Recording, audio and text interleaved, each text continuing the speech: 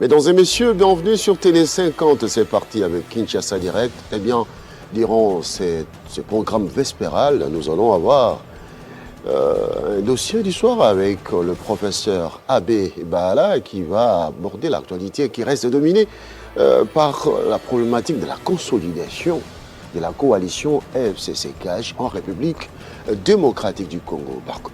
Par là, nous allons aborder d'autres aspects ayant trait à la consolidation, bien sûr, de cette coalition qui est une première en République démocratique du Congo. Tout à l'heure, vous allez suivre les grandes lignes de l'actualité présentées par Amina Bayombo en personne qui sera avec nous à 19h pour la présentation avec beaucoup de charme et de professionnalisme de la grande édition du journal sur votre chaîne Télé 50. Amina Bayombo, bonsoir. Bonsoir Crispin Chibassou, bonsoir à tous. Madame, Monsieur, voici les grandes lignes de l'actualité sur Télé 50.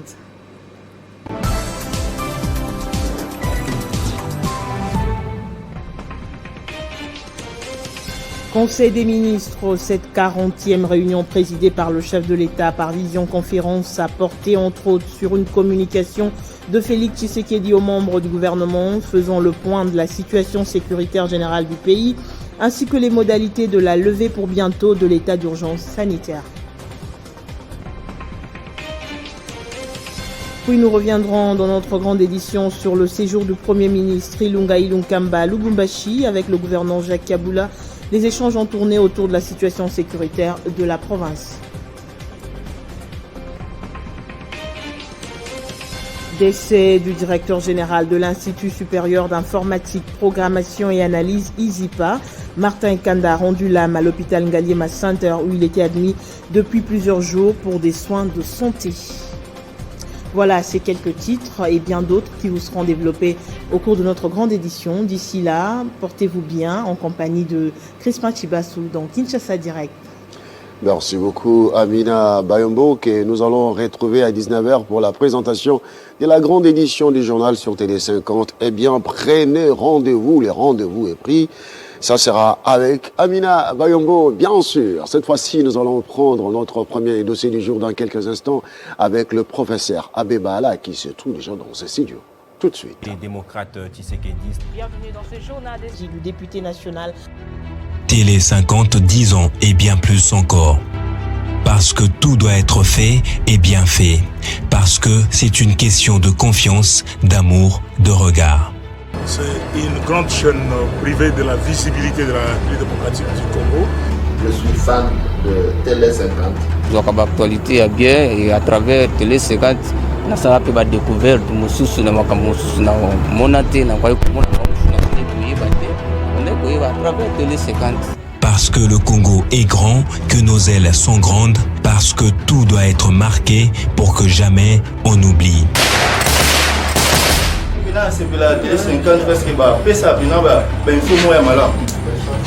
Ma chaîne à télévision est belée en Afrique, mais Télé 50, au moins, ils ont la Congolais Sony. Sans frontières ni limites, nous avons su capter des rêves, des sourires, des succès.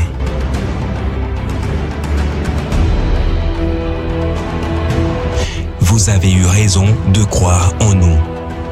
Beaucoup plus de succès pour les années à venir que tu n'en as eu jusqu'ici. Télé 50, meilleure chaîne congolaise. Télé 50, 10 années et bien plus encore au plus près de vous. Merci.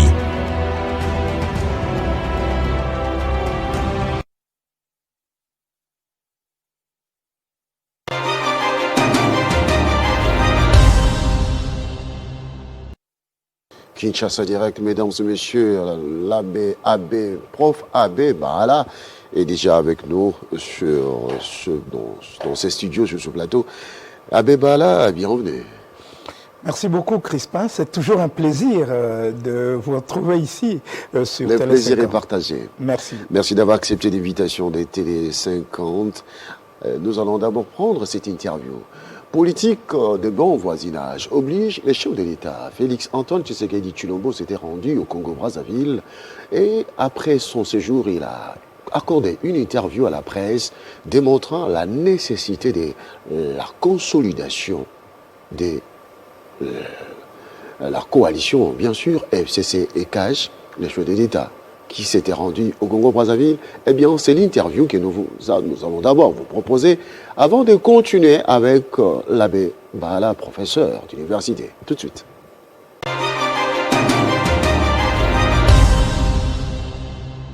L'essentiel est de regarder d'abord les intérêts du pays et je crois que les uns et les autres sont conscients de cette prise en compte des intérêts du pays, j'entends, et donc nous allons finir par trouver des solutions. Ce que je peux vous assurer en tout cas, c'est que nous n'allons pas vers une rupture de la coalition, ça c'est certain. Mais évidemment, d'ailleurs en ce moment, il y a des délégués des deux camps qui se voient, qui discutent pour essayer de déblayer le chemin et de voir de nouveau les conditions de pouvoir regarder dans la même direction. Mais ça ne doit pas vous déranger cela parce que c'est tout à fait inhérent à une jeune démocratie, à une première expérience politique. C'est la première fois, je vous le dis, que nous vivons une telle situation dans ce pays-là. Donc ça ne pouvait pas se passer parfaitement. Même dans les vieilles démocraties, les coalitions ont toujours posé des problèmes. Donc ça ne doit pas choquer.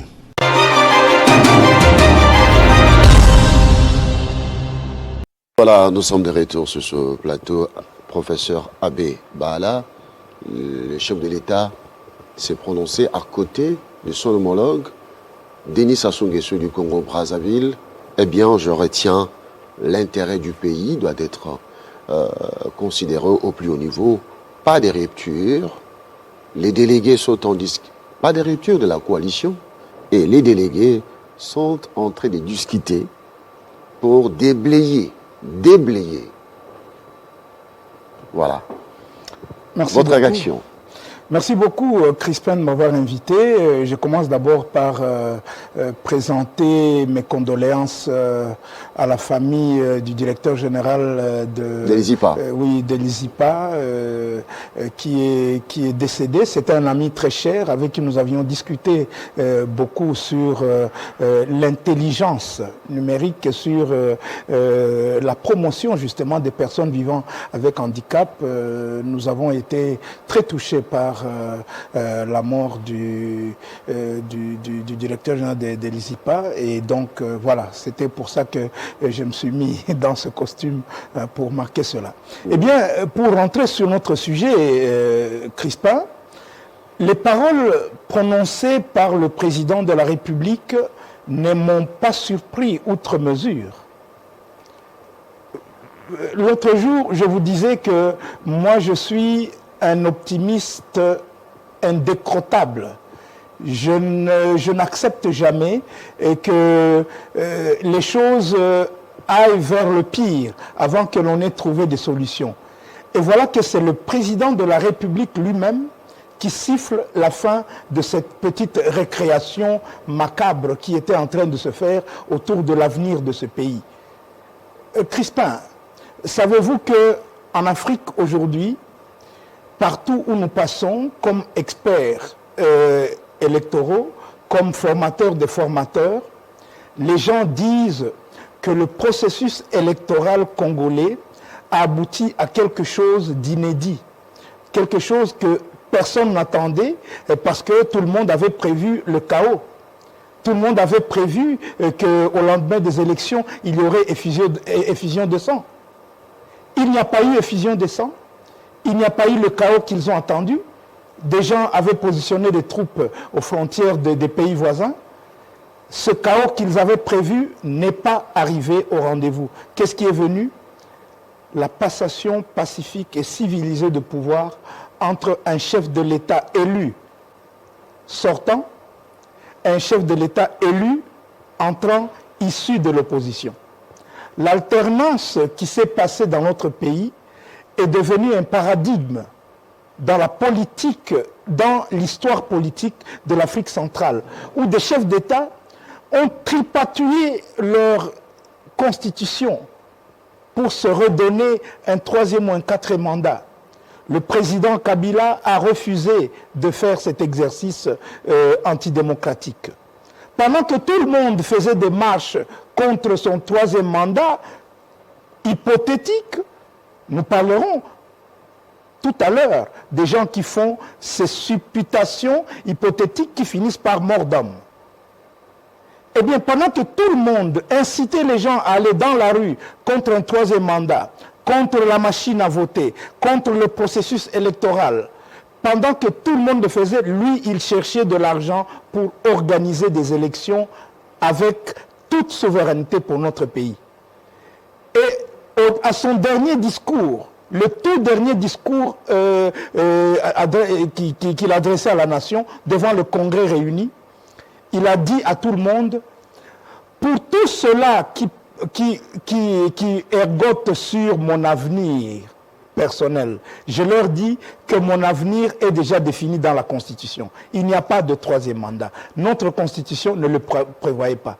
Eh bien, cette chose qui nous est arrivée, Crispin, est une chose tellement neuve, et le président de la République, Félix-Antoine Tshisekedi Tshilombo, vient de le dire à haute voix. Il a dit que c'était une nouveauté, oui. Nous, avec quelques professeurs et chercheurs, nous voulions organiser un grand colloque international, un symposium international pour marquer de façon scientifique l'alternance qui venait de se passer dans notre pays. Malheureusement, nous n'avons eu personne pour nous écouter et pour accepter de financer cette chose. Sinon, nous n'aurions pas tout cet attendement. Cette nouveauté a fait, Crispin, qu'aujourd'hui, nous nous retrouvons devant des gens qui, pour pouvoir revenir dans l'actualité, essayent de mettre des bâtons dans les roues de la coalition. Parce que cette coalition, elle est spéciale. Elle est spéciale parce qu'elle met des gens qui hier étaient des adversaires politiques, elle les met ensemble pour gérer la nation selon un programme qu'ils ont ensemble étudié. Et le président de la République vient de le dire, une équipe constituée de membres, des délégués de la coalition, c'est-à-dire venant du CACH et venant du FCC, cette équipe est en train de travailler à aplanir les divergences, parce que les divergences ne manquent jamais, même dans un ménage, puisqu'on donne souvent l'exemple du ménage. Donc, je ne voudrais pas que les gens disent « Ah, mais j'ai lu sur la toile que certains disaient « Ah, ben, moni, tu FCC, c'est peli. » Les gens du FCC sont contents parce que le président a dit. Non, non. Tout le peuple congolais devrait être content. Les gens du FCC, ils vont se réjouir pourquoi? Ils vont se réjouir pourquoi? Chacun sait ce qu'il a au sein de cette coalition. Chacun sait ce qu'il est. Même les gens du CACH savent ce qu'ils sont. Nous, société civile, nous savons ce que nous sommes. Nous savons la force que nous représentons. Non, le chef de l'État a écouté la voix de la raison. Aujourd'hui, tout celui qui va jeter l'anathème sur cette entente cordiale entre Congolais, celui-là, il faut lui poser la question, qu'est-ce qu'il cherche? Tant il est vrai que dans ce pays, les choses se sont toujours passées comme cela.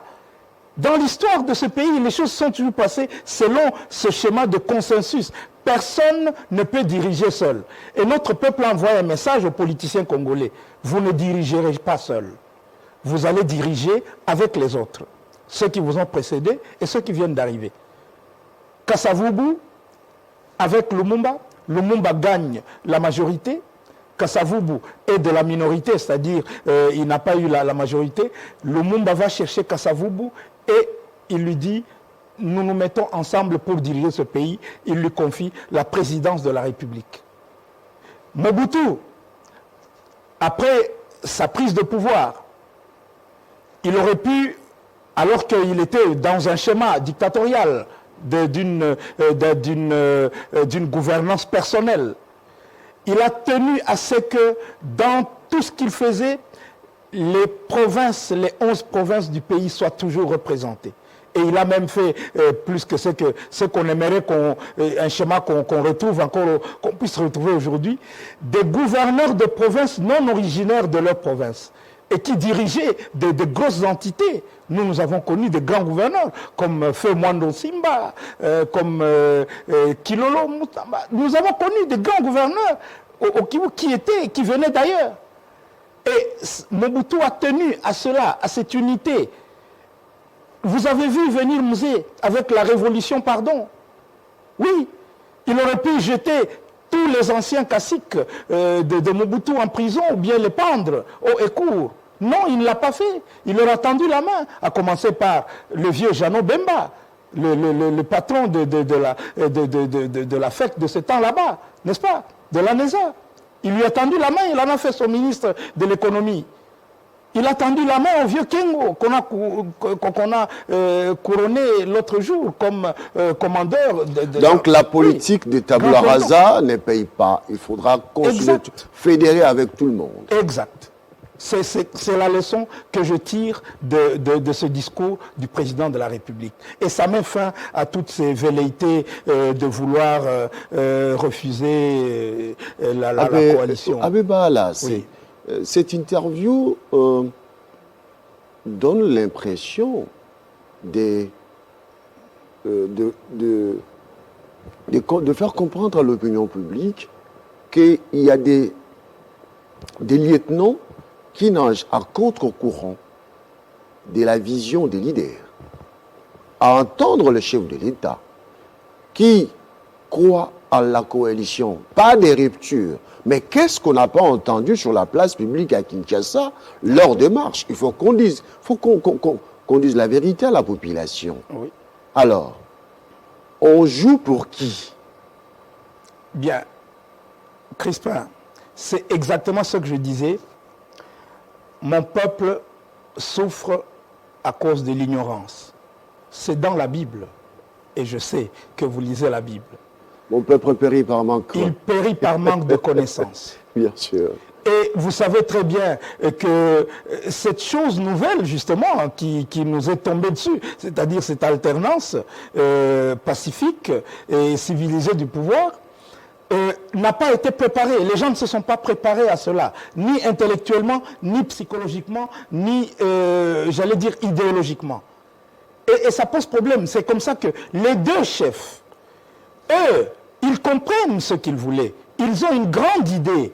Je parle des deux chefs, l'ancien chef de l'État et l'actuel président de la République. Ils ont une grande idée pour leur peuple. Ils sont animés d'un idéal extraordinaire pour le développement de ce peuple.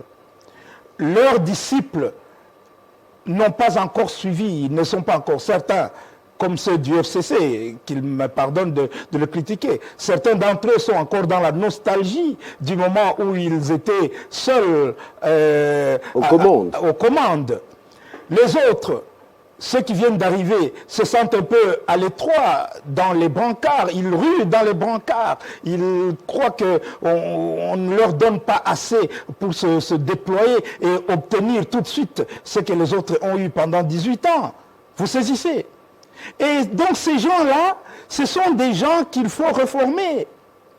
Il faut qu'on leur dise de ne pas intoxiquer la population. Il faut des séminaires de renforcement des capacités. Mais oui, nos partis politiques ont ceci comme péché mortel. Oui, comme péché dans leur essence. C'est qu'ils ne forment pas leurs militants. Les militants de base qu'on appelle peuple, quand vous les entendez parler tous, ils disent non, non, non, c'est le peuple qui a décidé. Le peuple ne décide de rien. Le peuple ne décide de rien. Ce sont les leaders qui forment le peuple. Parce que le peuple ne peut pas être informé lui-même. C'est pour ça qu'il y a des leaders. C'est pour ça qu'un leadership éclairé est nécessaire pour que le peuple n'aille pas dans la rue pour rien. Parce que dans ce qui s'est passé dernièrement, les gens sont allés dans la rue pour rien. Oui, parlons-en, Crispin. Quelqu'un pose sa candidature parmi 23 autres personnes, n'est-ce pas? Il pose sa candidature, il est indépendant. Tout le monde, et l'initiative n'est pas venue de lui. C'est une initiative qui couvre depuis près d'une année. Chaque composante se prépare, parce qu'il y a la société civile, il y a les partis politiques de l'opposition comme de la majorité, qui doivent avoir un droit de regard à un membre au sein de la CENI. Lui aussi, il pose sa candidature en indépendant. Personne n'a jamais dit qu'il appartient à un parti politique. Un simple technicien fonctionnaire de la CENI. Tout d'un coup, des gens se lèvent et lui collent parce que leur candidat n'est pas passé. On lui colle une étiquette. Il devient... Alors c'est facile. Ça devient comme des slogans. Chaque fois que vous voulez diaboliser quelqu'un, il faut lui dire FCC. Maintenant que je parle ici, comme j'étais chef d'institution, tout le monde dit non, non, non, il est FCC. Pourquoi je vais être FCC? Vous voyez comment ça commence? Chaque fois que quelqu'un ne vous plaît pas, soit il est taliban, soit il est FCC. Non, il faut qu'on arrête ça. Il faut qu'on arrête avec ces stigmatisations et que les gens arrêtent de parler au nom du peuple alors qu'ils n'ont pas été mandatés. Parlons de cette actualité, faisant mention de Ronsard Malonda. Sur la toile, il circule cette information que le chef de l'État a refusé sa candidature. A refusé d'entériner sa candidature. La toile. Voilà justement. Nous devons vraiment faire un grand effort. Oui, vraiment, Crispin, vous êtes journaliste de haut niveau. Moi, j'enseigne aussi les sciences de la communication. J'ai des étudiants devant moi que j'avertis chaque jour sur le danger de l'infox, de l'intox, des fake news et de toutes ces désinformations qui circulent dans notre pays. Je viens de lire justement le contraire. J'ai entendu sur une radio locale et j'ai pris la peine d'appeler quelqu'un. Je lui ai dit, mais écoutez, vous êtes près du président de la République, vous êtes conseiller du chef de l'État. J'ai dit, moi je suis expert électoral, moi je sais comment ça se passe. Est-ce que je peux vous dire comment ça se passe? Il m'a dit, oui, parlez monsieur l'abbé, je vous écoute. Je lui ai dit, mon frère, pour élire un président de la CENI, la procédure est longue. Après que tout le monde ait posé sa candidature dans sa composante, oui, les confessions religieuses, les associations de femmes, de défense des droits de la femme, les associations ayant comme thématique l'éducation civique dans la société civile. Il y a les 6 membres qui doivent venir, c'est l'article 10 de la Constitution qui le dit, les 6 membres qui doivent venir des partis politiques de la majorité parlementaire et les 4 membres qui doivent venir de l'opposition politique. Chacun envoie les noms après, avec procès verbal. Voilà, nous avons choisi tel nom. Quand on a déjà fait cela, n'est-ce pas, l'Assemblée nationale prend tous ces noms, un par un, selon l'ordre d'arrivée. On entérine, on entérine, on entérine. Ça, c'est ce que dit la loi. La loi ne dit pas que l'Assemblée va faire mettre ça à l'ordre du jour ou quoi. L'Assemblée annonce qu'elle a reçu le PV et qu'elle a entériné. Voilà ce que fait l'Assemblée. Après que l'on ait eu les 13 membres, on leur demande de se réunir sous la direction, oui, sous la direction du secrétaire exécutif national de la CENI. Et pendant cette séance de travail, on choisit le bureau de la CENI. Ce bureau de la CENI, dit la loi, l'article 24 bis de la loi électorale, ce bureau comprend 6 membres, dont 2 femmes. C'est précisé, la parité de 2 femmes. Il doit y avoir 2 femmes. Comme pour la société civile, il doit y avoir une femme. On dit dont 2 femmes. Le président qui doit venir de la société civile, on n'a pas dit nécessairement des confessions religieuses. Ce n'est pas dit dans la loi. Vous comprenez que les gens sont allés trop vite en besogne en désignant Ronsard Malonda comme président de la CENI. Non, j'allais dire par tradition, on prend celui qui a été présenté par nos pères, hein, nos pères spirituels. Mais en réalité, il y a une élection qui se passe à l'intérieur. Les 3 doivent choisir un d'entre eux, les 3 de la société civile. Donc Ronsard n'a jamais été président de la CENI. Il n'a jamais été entériné président de la CENI. Il était candidat des confessions religieuses pour la société civile. Comme nous avons d'autres candidats, les dossiers sont déjà là, pour la thématique éducation civique et électorale, pour la thématique association de défense des droits de la femme. Comme les partis politiques sont en train, eux aussi, de s'organiser. Oui, ils sont en train de voir qui ils vont présenter là-bas. Parce que le vice-président doit venir de la majorité parlementaire, n'est-ce pas? Le rapporteur doit venir de l'opposition politique. Le rapporteur adjoint doit venir de la majorité parlementaire, le questeur de la majorité parlementaire et le questeur adjoint de l'opposition. Donc chacun sait déjà qu'il doit donner un membre là-bas. Mais pourquoi les gens se sont mis à faire des choses? Alors aujourd'hui, vous apprenez sur la toile que le président de la République aurait répondu à une lettre de Mme Janine Mabunda lui présentant le nouveau président de la CENI. Mais c'est faux et archi faux. Et si cela était vrai, parce que je viens de lire quand même de la part d'un journaliste que je respecte qui dit non, c'est un faux, ça n'existait pas. Et là, mon interlocuteur me l'a confirmé. Il m'a dit, moi je ne suis pas au courant que le chef de l'État ait répondu à cela. Parce que je lui ai expliqué ce que je suis en train de vous dire maintenant. Je lui dis, dès qu'on le prescrit de la loi. Le prescrit de la loi est celui-là. Article 24. Et on dit ceci.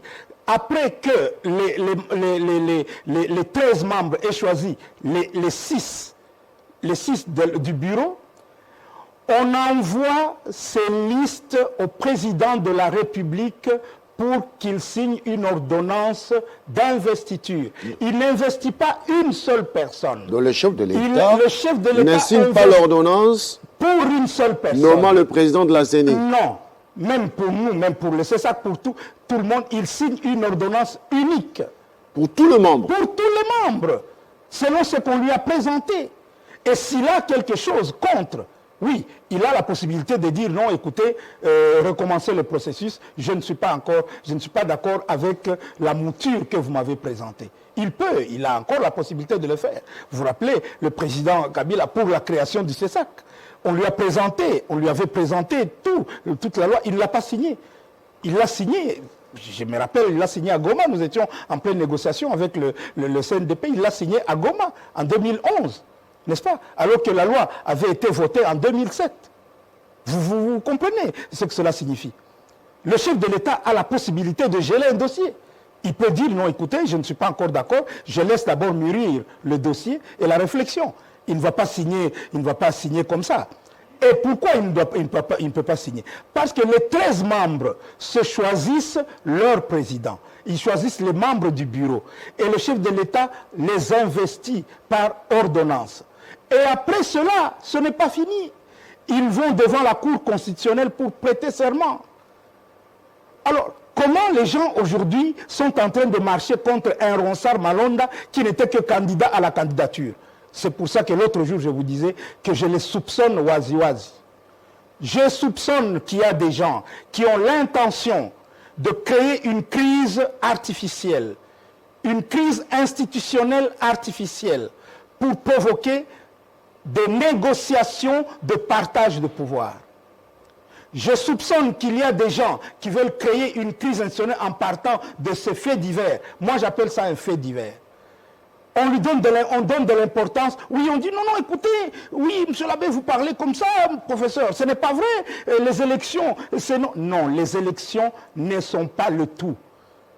Les élections font partie de l'ensemble des mécanismes de la démocratie et d'expression de notre peuple dans le choix de ses dirigeants.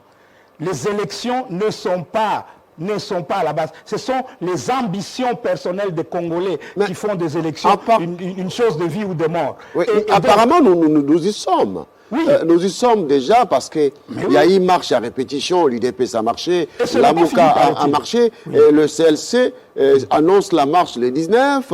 Et voilà, le PPRD avec le FCC, ils ont refusé de marcher pour respecter l'état d'urgence. Oui. Alors, apparemment, pour un candidat, on est en train de faire réchauffer l'opinion publique pour qu'on puisse revivre la tension d'avant la tenue des élections. Ah, les Congolais, les leaders congolais, les leaders politiques congolais sont marqués par cette boulimie de pouvoir.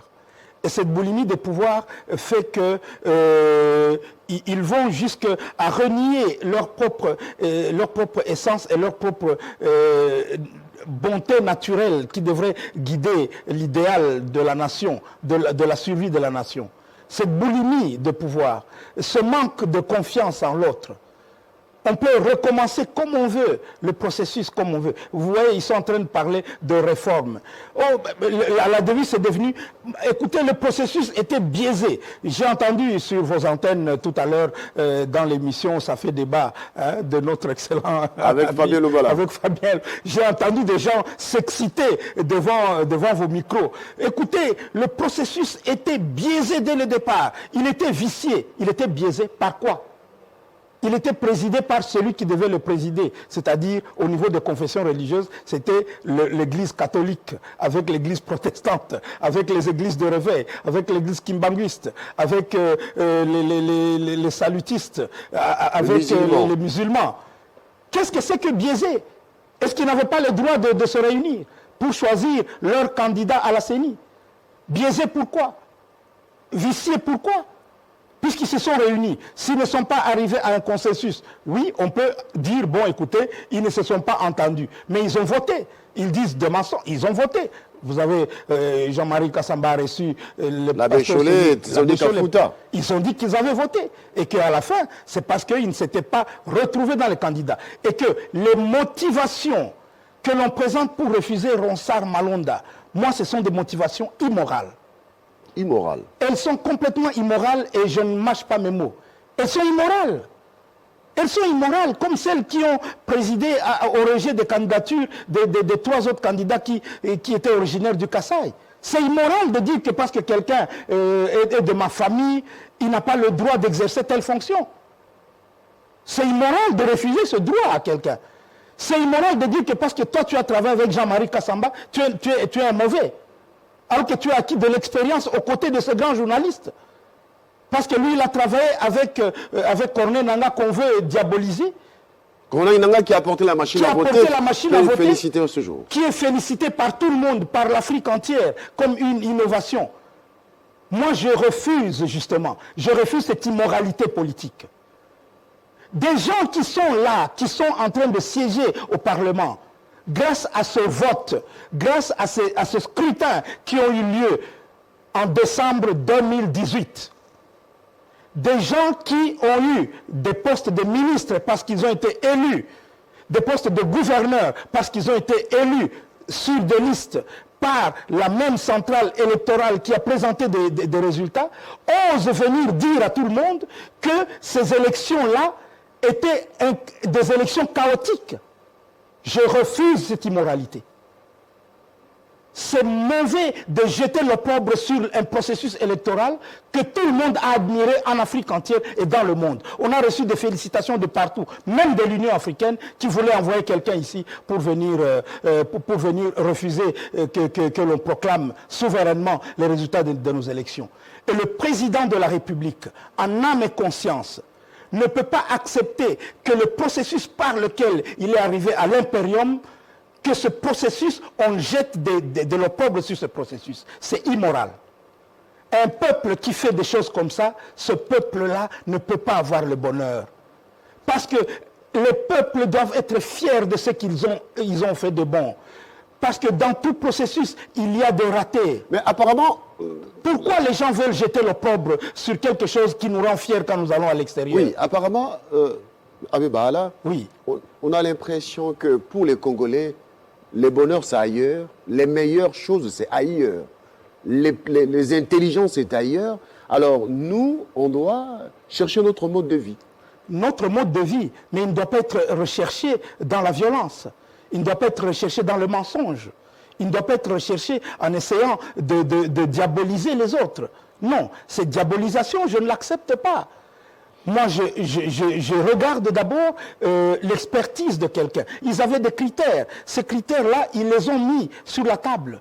Ils n'ont pas éliminé Ronsard. Pensez-vous que l'intox a comme objectif la mise sur table de plans présentés à l'époque par Fayoulou? Mais non, pas seulement par Fayoulou, c'est le plan de Genève. De Genève. Est-ce que vous n'avez jamais entendu à Genève, quel était le leitmotiv? Nous refusons la machine à voter, nous refusons le processus électoral parce que nous savons qu'il y aura tricherie. C'était ça qu'ils ont signé. C'est ça que les deux qui se sont retirés, Vital Kamerhe et le président actuel, Félix Antoine, c'est ça qu'ils ont refusé. C'est ça que leur base a refusé. Leur base leur a dit non, pas question. Il n'est pas question que vous fassiez la résolution. Boycotter les élections. Oui, mais boycottez pas les élections. Parce que les autres disaient, sauf que Moni Machine a voté, hein, Boya a voté, il cherche un Lucas papier et urne. Mais ces mêmes personnes ont voté avec la machine à voter et ils réclament d'avoir gagné les élections avec la machine à voter. C'est immoral. Encore une fois, je répète ce mot là-bas, c'est immoral. Des gens ont prétendu avoir envoyé 40 000 observateurs. On en a vu qu'une dizaine on parle de 17 000. 17 000. Bon, déjà ça, c'est immoral aussi de mentir à ce niveau-là. Hein? Oh, nous avons déployé 40 000 observateurs et nous, on n'envoie que 17 000. Bon, c'est bien, ça va. On peut dire, c'est des hommes, ils peuvent se tromper.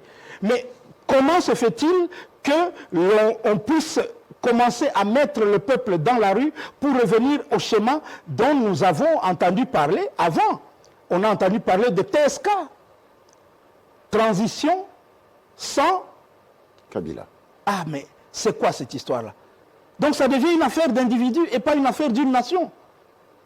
Transition sans... Et puis voilà, on voit même des chefs d'église qui osent venir. Oui, je sais que ça, il y en a qui vont être choqués, mais qui présentent des plans que l'on a entendus dans la bouche des politiciens. Ça ne va pas, non? Les pères de l'église doivent être au-dessus. On a entendu des politiciens proposer 2 ans de transition, 3 ans de transition. On va encore au conciliabule. Vous nous voyez, vous, Crispin, rentrant encore à une histoire comme à Sun City, où nous avions un pays divisé en 4 entités. Avec des belligérants. Avec des belligérants, des rébellions. Nous avons accompagné pendant 20 ans la revivification de ce pays. Nous avons redonné une âme à ce pays en lui redonnant des institutions stables, en donnant un parlement bicaméral à ce pays, en remettant le président de la République sur son podium comme garant de la nation.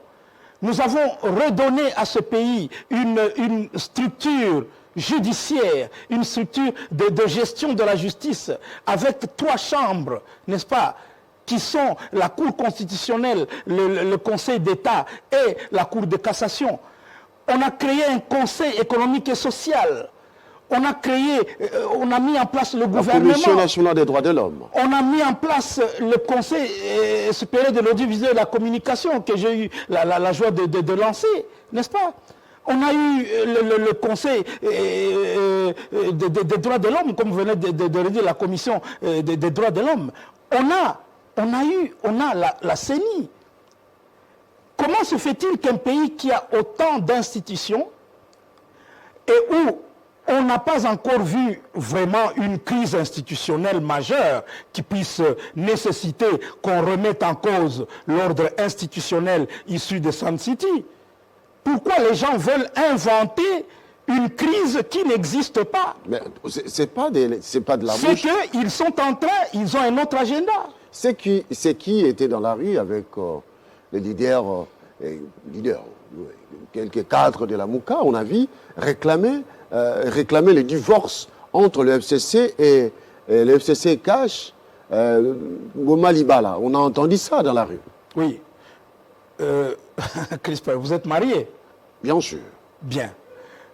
Dans votre ménage, de temps en temps, il peut y avoir un désaccord sur la manière dont l'enfant travaillait à l'école et vous dites à madame, mais madame, c'est que vous n'avez pas bien suivi ce que l'autre est en train de faire à l'école là-bas. Oh non, vous savez papa, moi j'avais dû rester au marché pendant plus longtemps, etc.